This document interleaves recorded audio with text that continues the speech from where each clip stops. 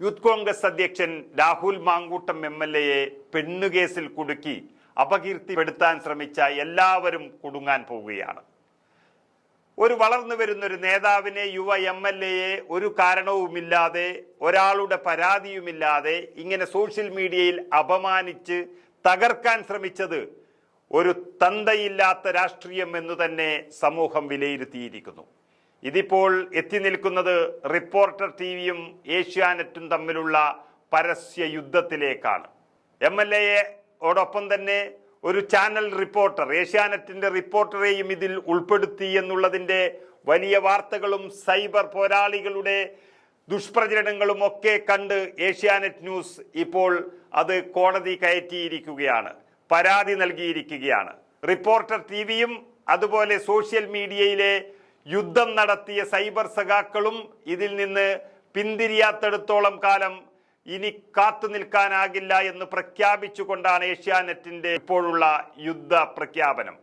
പ്രചരണങ്ങൾക്കെതിരെ നിയമ നടപടിയുമായി ഏഷ്യാനെറ്റ് ന്യൂസ് രംഗത്ത് വന്നിരിക്കുന്നു. ഫേസ്ബുക്കിലും യൂട്യൂബിലും സംഘടിതമായി നടത്തുന്ന ഇത്തരം വ്യാജ പ്രചരണങ്ങൾക്കെതിരെ തിരുവനന്തപുരം സൈബർ പോലീസ് സ്റ്റേഷനിലാണ് ഏഷ്യാനെറ്റ് ന്യൂസ് പരാതി നൽകിയിരിക്കുന്നത്. ഏഷ്യാനെറ്റ് ന്യൂസിന്റെ എക്സിക്യൂട്ടീവ് എഡിറ്റർ സിന്ധു സൂര്യകുമാറിനും അതുപോലെ വനിതാ മാധ്യമ പ്രവർത്തകർക്കും എതിരായാണ് വലിയ പ്രചരണം നടത്തുന്നത്. ഒരു കാരണവുമില്ലാതെ, ഒരു പരാതിയും രംഗത്ത് വരാതെ ഇത്തരത്തിലുള്ള വെറും ഭീഷണികളും അതുപോലെ വെറും ദുഷ്പ്രചരണങ്ങളും കുപ്രചരണങ്ങളും നടത്തുന്നത് അവസാനിപ്പിക്കാതെ ഇനി മുന്നോട്ട് പോകാനാകില്ല എന്ന് ഏഷ്യാനെറ്റ് തീരുമാനിച്ചത് റിപ്പോർട്ടർ TVക്കെതിരെയുള്ള ഒരു യുദ്ധ പ്രഖ്യാപനമായി മാറുകയാണ്. അപകീർത്തികരമായ പരാമർശങ്ങൾ നടത്തിയ പോരാളി ഷാജി, ഷമീർ ഷാഹുദ്ദീൻ വർക്കല, അരുൺലാൽ SV, സാനിയോ മനോമി എന്നീ ഫേസ്ബുക്ക് ഐഡികൾക്കും ABC മലയാളം, SBS വൈബ്സ് എന്നീ യൂട്യൂബ് ചാനലുകൾക്കും എതിരാണ് പരാതി നൽകിയിരിക്കുന്നത്. ഇതിൽ സാനിയോ മനോവി എന്നത് റിപ്പോർട്ടർ ചാനലിന്റെ റിപ്പോർട്ടറാണ്. അവരും ഒരു CPM കുടുംബത്തിൽപ്പെട്ട ആളാണെന്നുള്ള വാർത്തകളും പുറത്തു വരുന്നു. ഇവർക്കൊപ്പം ഗൂഢാലോചനയിൽ പങ്കെടുത്ത വ്യക്തികൾക്കും സമാന ആരോപണങ്ങൾ ഉന്നയിച്ച മറ്റുള്ളവർക്കുമെതിരെ പരാതിയിൽ അന്വേഷണം ആവശ്യപ്പെട്ട് കഴിഞ്ഞിരിക്കുന്നു ഏഷ്യാനെറ്റ് ന്യൂസ്.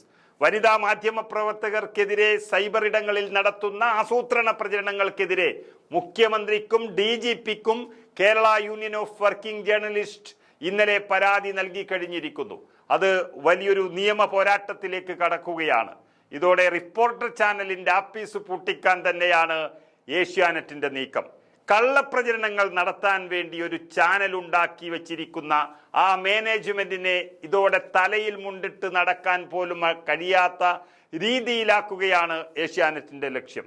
അതായത് എന്തും പ്രചരിപ്പിച്ച് ആരെയും ഇല്ലാതാക്കാൻ കഴിയും എന്നുള്ളൊരു തെറ്റായ ധാരണ റിപ്പോർട്ടർ TV വെച്ചു പുലർത്തുന്നു എന്നുള്ളതാണ് ഇപ്പോൾ കേരള സമൂഹം തന്നെ ഒന്നടങ്കം പറയുന്നത്. അതിൻ്റെ ഏറ്റവും വലിയ ഉദാഹരണമായി രാഹുൽ മാങ്കൂട്ടം MLAയുടെ ഈ കേസ്, ഈ ദുഷ്പ്രചരണം മാറുകയാണ്. അതിന് അങ്ങനെയുള്ളൊരു ചാനലിന്റെ ദുഷ്പ്രവർത്തിക്കെതിരെ അല്ലെങ്കിൽ ആ ചാനലിന്റെ ഇത്തരം വാർത്തകളെ പിന്തുടർന്നുകൊണ്ട് ഇല്ലാതാക്കാൻ ശ്രമിക്കുന്ന ഫേസ്ബുക്ക് അക്കൗണ്ടുകളുടെയും സൈബർ കമ്മ്യൂണിറ്റികളുടെയും പ്രവർത്തനത്തെ തന്നെ ഏറ്റവും അധികം ബാധിക്കുന്ന തരത്തിൽ രംഗത്തെത്തിയിരിക്കുന്നതും മറ്റൊരു പ്രമുഖ ചാനലായ ഏഷ്യാനെറ്റ് ന്യൂസ് എന്നത് വളരെ അഭിനന്ദനാർഹം തന്നെ എന്ന് പറയേണ്ടി വരും.